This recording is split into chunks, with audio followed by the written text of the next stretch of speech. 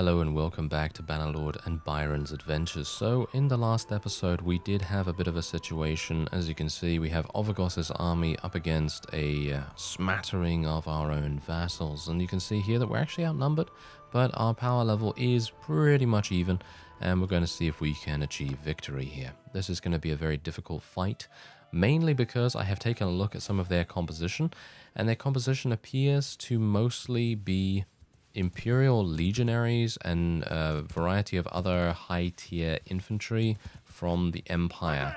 And you would expect that, obviously, because Ovagos and a number of their other vassals are actually from the Empire originally. And so, you know, they're going to obviously use those units for the most part. However, some of them do actually have quite a few recruits. And those recruits are pretty easy for us to be able to deal with, of course. I mean, you know, you gotta kind of expect that. And otherwise, we're just going to move our archers and so on and so forth into a decent position here. I do not like fighting in this particular biome. I think fighting here is very, very difficult indeed. And while this is probably not the best idea, I am going to try and do a little bit of damage over here and maybe see if I can well, I'm going to say thin out the enemy ranks, but that's not really going to happen, especially if it's just me. But I'm very much hoping... Oh, they got a lot of cavalry. They have a lot of cavalry. This should be kind of dangerous. Kind of dangerous for us, but hopefully we will not get lanced in the face.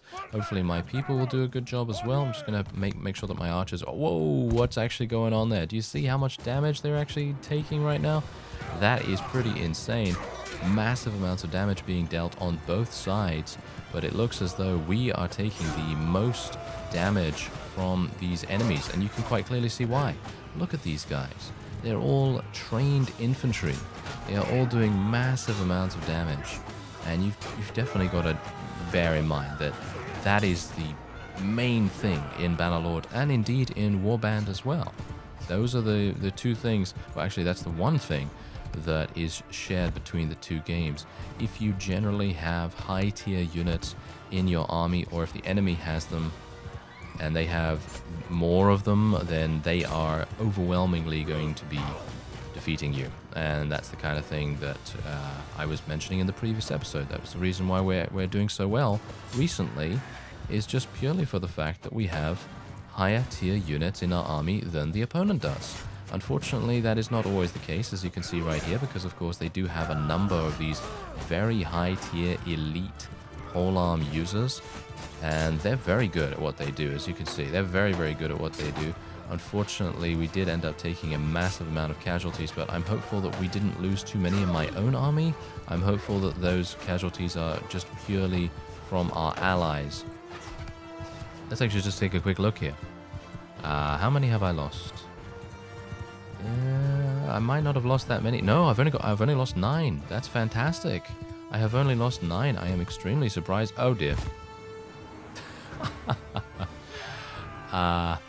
That's the first time that's happened.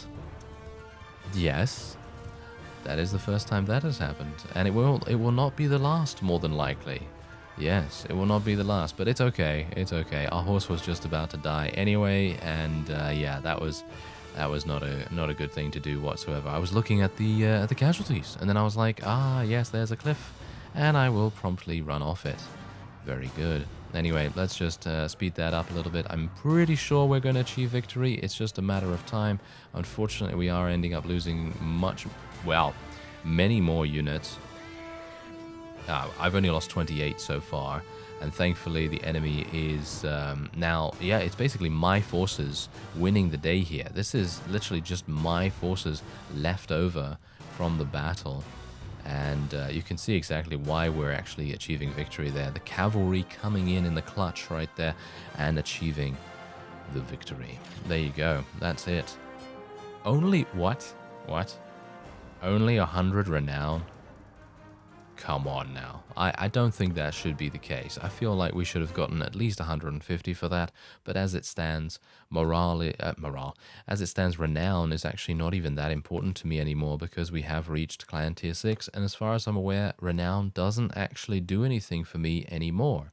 We're going to be letting this guy go because he will potentially be joining us in the future. We're also going to be letting Calatild go as well, just purely for that same reason. And Ospia, yep, again, we're also going to let him go, because I'm going to hope that I will be able to try and persuade every single one of these guys to join us in the end. So I'm hopeful that we can maybe do that. Otherwise, all of these units, even though I could potentially take them for free, which is, in my opinion, always recommended, if you're in a particular situation and you need as many units as possible, anytime there are rescued prisoners available, just take them all. Just take them all. With the exception of if you're doing something specific like I am right now, where I am obviously utilizing a particular archetype of unit most of the time, then of course, you know, ignore that advice. But for the most part, yeah, you definitely want to take those free units, because they're free, you know. You can take them anywhere you want. You can do anything you want with them. You can put them in a garrison. You can use them as fodder if you so desire. You know, you can use them basically anywhere. But thankfully, there you go. We were able to achieve a pretty dramatic victory against the Vlandians, and there's actually another Vlandian over there who I would like to potentially attack. So I'm just going to wait here at the castle for some time until we have regained a sufficient number of our own units.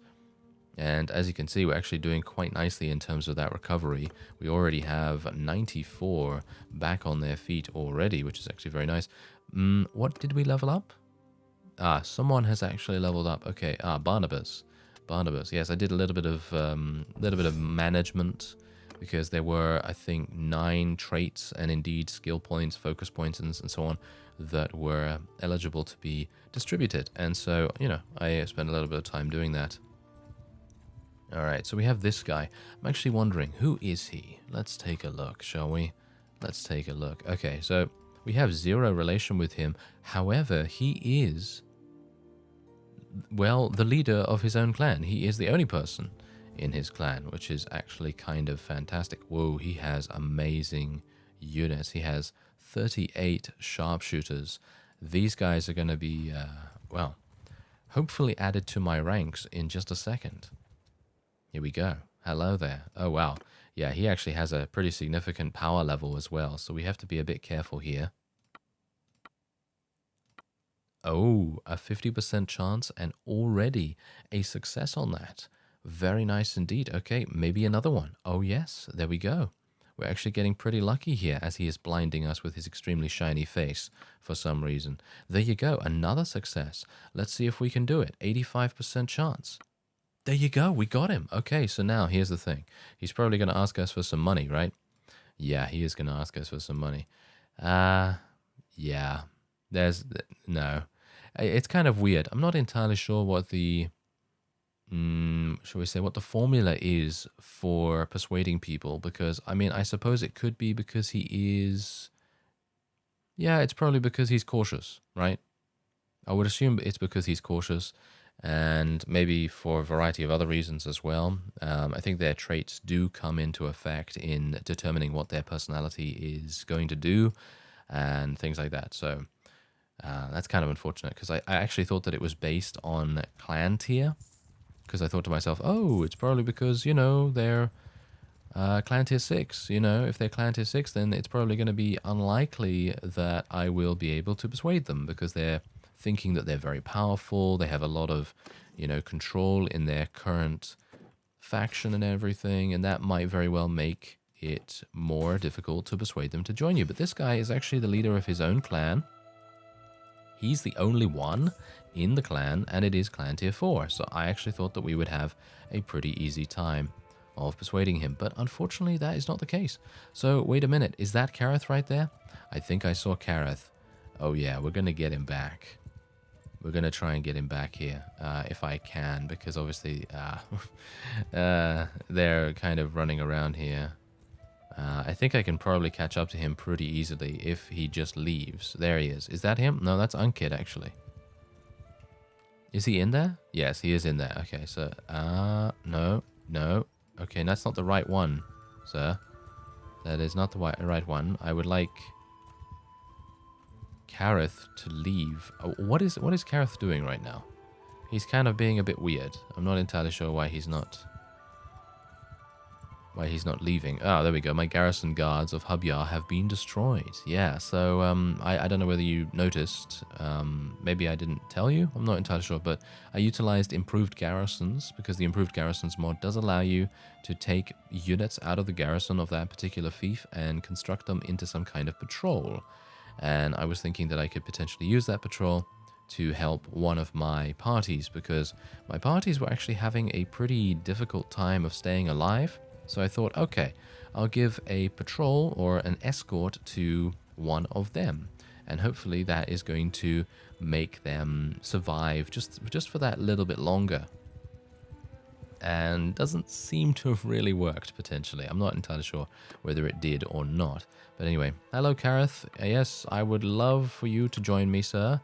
And we're going to try for the... Yes, critical success. What do you mean you don't even like me, Kareth? I'm sure he does. Come on now. We have, what, 91 relation, 85 relation with him. Surely he likes us a little bit, right? There you go. And I believe he's going to join us for free.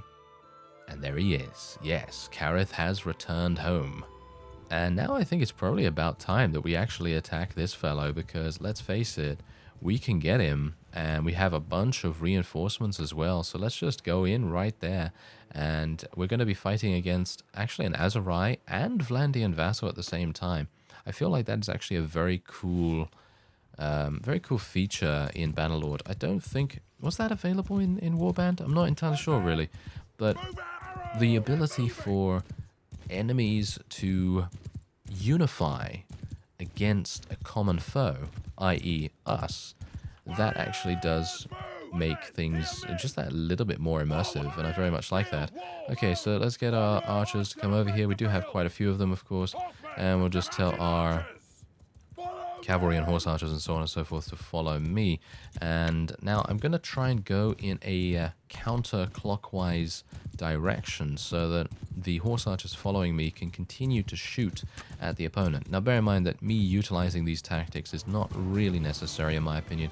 I think I would probably be able to brute force this, but I would like to try and keep as many units alive as possible because let's face it, we don't really have that many in our allies' armies, and it would be really, really good to try and safeguard those as much as we possibly can. So having these guys charge in right here is probably not the best idea. Shall we just, let's actually get away from here and get our infantry to move forward a little bit.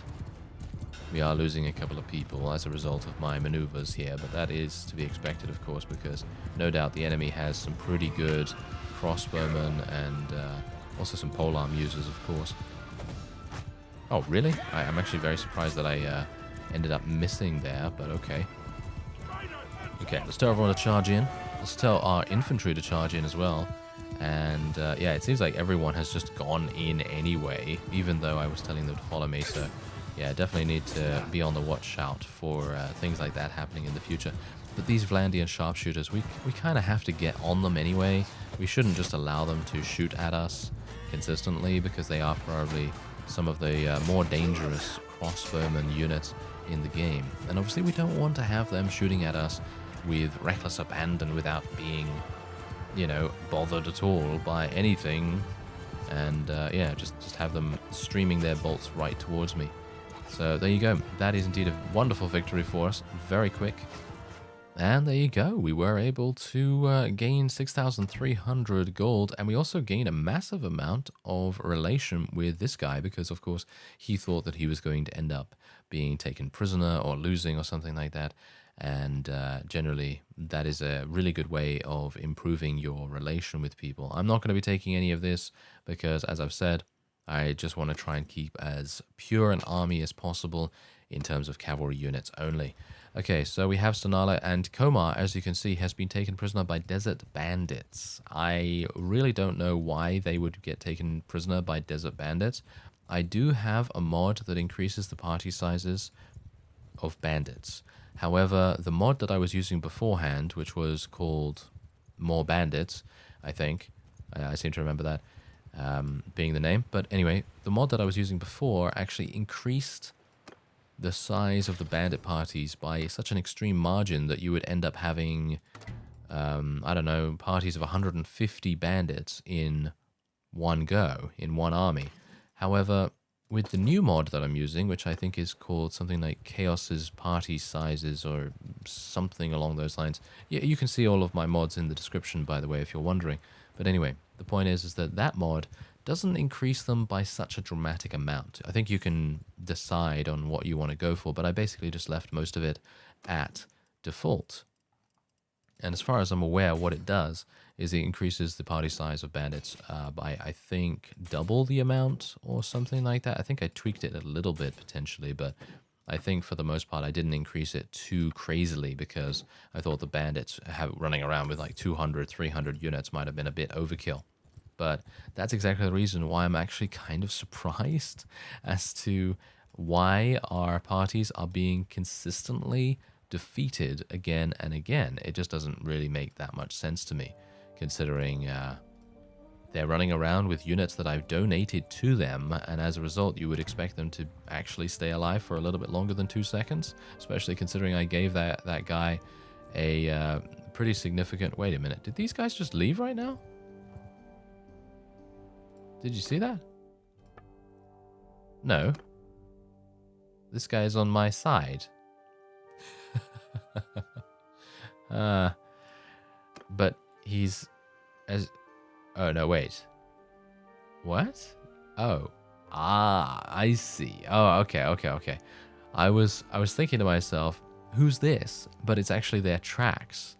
And Encurion is the one to actually be attacked by these guys right now. Okay, so I would actually like to see if I can maybe catch up to Encurion, because I'd like to try and persuade him, if at all possible. But if he gets killed by Samar beforehand, we're not going to be able to do that. Oh, hello.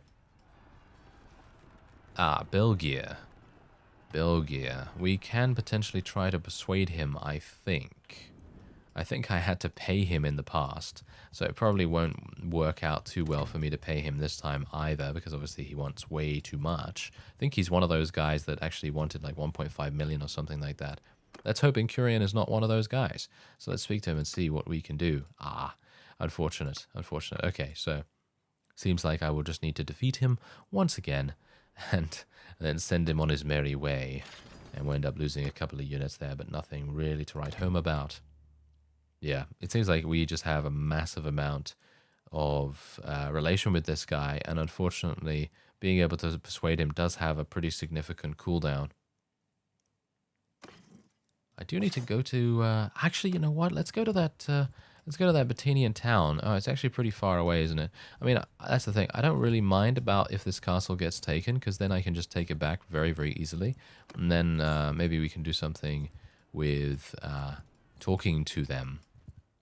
Okay, well, I am making a brief stopover in the Batanian town nearby, just literally for the fact that I would like to buy some food and, you know, just try and get our stocks of food supplies back up and in a decent, healthier level. And as a result, we're also going to be gaining about 110,000 gold just purely from loot. That's it. Just purely from loot. And as you can see, we actually have Lucon's army right here as well. Belgier is going to no doubt be taking that. Ooh, hello. This is good. This is actually very, very good indeed. We have about 300 units. I have about 230. So 500, and then we have 700. Yeah.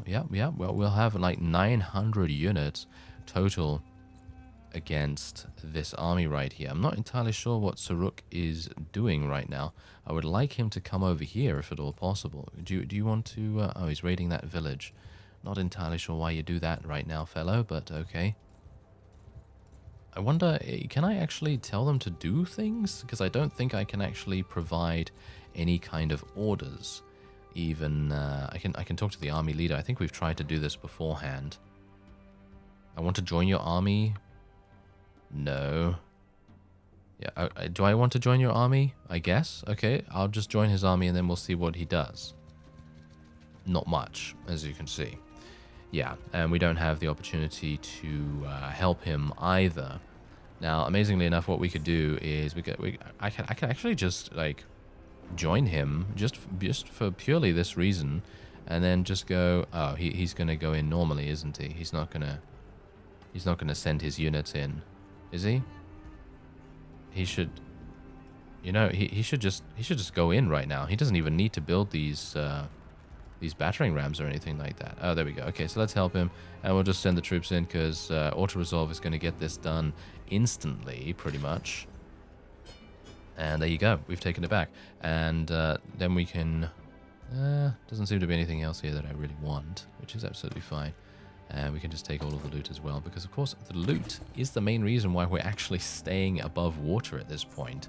Okay, so we've taken that at the very least, and now let's have a look. Okay, so who am I going to give this to? Well, let's have a look here. Okay. Okay, so I don't think they own anything at all, either of these guys. No, they don't. Ooh, this is a bit of a difficult situation. I guess Garrios actually is probably going to... Oh, Oros as well. Oh, this is... well, I don't know. The thing is that Garrios has a very large clan. His clan is pretty significant, so I'm going to give it to him, I suppose. And hopefully he'll do a better job of defending it this time around. That would be nice. But there you go. Okay, so we've taken that again. And now we also have... Soruk's army attempting to take this, which is going to happen extremely quickly. I mean, really, there's not really much I have to help him with there. And otherwise, I suppose what we can do is maybe we can just try and hang around the Vlandian army a little bit. There we go. They've taken that castle now as well, so I can probably give it to this guy. Not going to give it to myself. I don't think that really makes that much sense, to be honest. I mean, even though I'm kind of hurting in terms of my money situation, I am able to, as I've said before, I am able to sell the loot for a pretty significant amount, and that really does keep me above, well, above the surface of the water, suffice it to say. So I'm not drowning in debt or anything like that. So that's hopefully going to work out quite nicely for us. I don't really want to speak to you, sir. Aha, here we go. Okay, so I have finally been able to speak to Encurion again, and I'm very much hoping, amazingly enough, I actually already have 2 points here. This is actually the first time I'm speaking to him. This is the first conversation option that I've been able to select, but apparently, because we have either let him go in the past, or that we have such an amazing amount of relation with him, maybe he has gained an automated 2 points there. So there you go. That worked, and we got them. We got them to join us, which is pretty fantastic, for free as well, for free. And let's actually just take a quick look at the map here real quick, so you can actually get an idea as to what's going on right now. So you can see the Khuzait. They are monstrously powerful at the moment, and I'm not entirely sure how anyone is going to be able to defeat them in the end. I feel like unless you're able to persuade most of their vassals to join you, which is going to be probably nigh on impossible at this point. I don't know how that's going to work, but we'll try our best. You know, maybe we're going to be the dark horse, shall we say, coming in from left field or whatever, and trying to snatch the home run or whatever. Whatever kind of weird saying I'm gonna bring out next. Knock on wood. Yeah, there you go. Aha, so this might be kind of interesting. Okay, so Gifor, we know him. He has joined us in the past, and he is the leader of his own tier 6 clan. Now, the one unfortunate thing that we currently have here is that we're obviously not at war against the Botanians. Now, personally, I'd prefer not to be at war against them rather than be at war against them, but obviously, as a result of this, if I am capable of persuading him, he will not bring over any fiefs, which of course is a shame. However, I feel like at the moment he's probably going to be really, really good for us, and he is pretty powerful, so I would like to be able to get him to join us. Yeah, there we go. Okay, now is he going to join us for free? No. Unfortunately, he's not going to join us for free, and as you can see, I personally, I feel like what should happen here is in this screen, even without the trade skill, because of course, if you have the trade skill at 225, which is basically called everything has a price, I personally feel like even without the trade skill, even without that particular trait, you should be able to provide fiefs to potential vassals. Because let's face it, I mean, yeah, sure, you might very well have the same amount of money that this guy has, but how much money do I have to pay him to have to get him to join us? You know, probably, what, 1.5 million, 2 million or something like that? I mean, really, anyone in my position is not going to have that money to spare unless you did a huge amount of bartering and trading and things like that in the first place. And if you're a trading character, you know, if you have that particular skill and you don't want to be a pure trader like Pelisor was in my trader series, then, well, then you can, I suppose, use it in the way that I just mentioned, where you can just give a fief to a vassal and then you can get the vassal to join you. And that might actually be a very fun and engaging way of utilizing it, actually, because then you won't have to really worry about, you know, being a pure trader or anything like that. And these guys are, look at these guys, they're literally joining the Azurai, they're jumping all over the place, these fellows. So I think this guy's the leader, isn't he? Yes, he is. Ah, very good. You seem to have stumbled into the persuasion nest, and I will be trying to persuade him. Here we go, here we go. All right. Nice. Getting lucky with the 68% right there. Getting unlucky with the 91%. 91%, really. 91% fail. Come on now. Okay, yeah. So let's do this one. Yeah, there we go. Okay, phew. I was a bit worried there for a second, and he has joined us for free, which is exactly what we wanted. All right, that's great. Now, I would like to be able to speak to Sarandon if at all possible, but I can assume that he's going to be very powerful. Ergion? I might like to speak to Ergion. Nah, he's not going to join us, right? There's no way he's going to join us, but it would be very cool if we could actually get him to. So let's see what happens here. Oh, we've actually taken something. Look at that. My vassals are actually spreading out and doing their own thing, which I very much like. All right, so let's see here. Am I going to be able to get him? 68% chance, a fail. There won't be anything that I can do remaining here unless there is another critical success at the end, which I think there might very well be. Here we go. Yes, look at that. Another critical success, and we have an 85% chance. There we go. We did it. Now, he's going to ask us for money, I assume. He didn't? Wow. Okay. Very surprised. Very surprised. I'll give this to Oros because he doesn't have anything apparently, does he? Nope, he doesn't have anything, so this is going to Oros. And we now have Ergion. We now have Ergion. Now, if only we had spoken to him when we were at war against the Botanians, then we would have been able to gain a significant amount of territory at the same time, which would have been fantastic. But obviously, you know, that is not always the way things can be. Brotherhood of the Woods? Brotherhood of the Woods? Okay, let's have a look at that. Bothero. Bothero is the leader of that. Where is he? Is he actually here somewhere? No. Rylan. Olither. Sicard. Okay, wait. He must be here somewhere. Surely he's here somewhere. Because everyone else is. So, but there you go. Look at this. We have literally gained a couple of vassals that literally have, what, 148, 245, and 114 in their armies. Very, very nice to see them. Okay, so... Fafan. Join me, Fafan. I will be speaking to you, sir. And let's see what we can do, because we might be able to persuade him as well.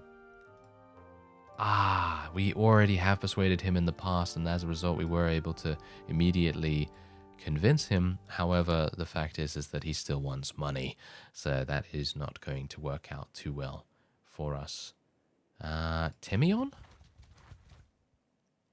No. I need to speak to Timion. There he is. Is he the leader of his own faction? Or his own clan, shall we say? I don't know whether he is. Let's actually just take a quick look here. No, it's Faron. Faron. Ugh, why do I always keep forgetting that guy? Ah, yes. Well, me finding Faron is never really going to happen that easily, I don't think. What about that guy? Isvan? Isvan? Let's have a look. No, Yorig. Yorig is the leader of his clan. So yeah, that's not going to work. Timion, no. Melodia? Melodia, maybe? I think we've looked at Melodia before, and I don't think he... Wait a minute, this isn't him. Wait, are there 2 Melodiers? I think there are 2 Melodiers. Yes, there actually are 2 Melodiers. That is, oh, he's actually the leader. Okay, wait a minute. There he is. Okay, let's see if we can...